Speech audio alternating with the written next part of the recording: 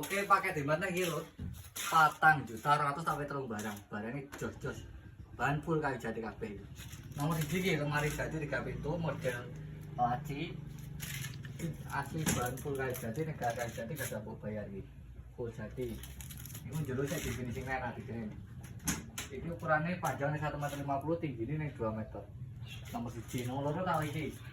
Meja belajar di sinau wis ana pancian iki. Wis kumpul sak lemari ini. Bahannya full kayu jati kabeh.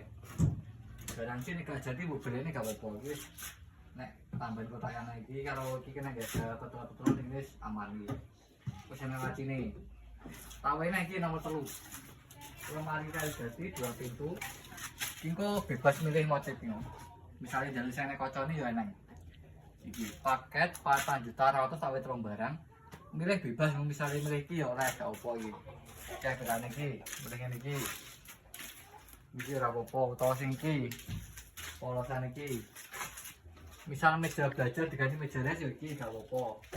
Utawa diganti meja TV ya gak apa-apa. Oke, tetap tak layani.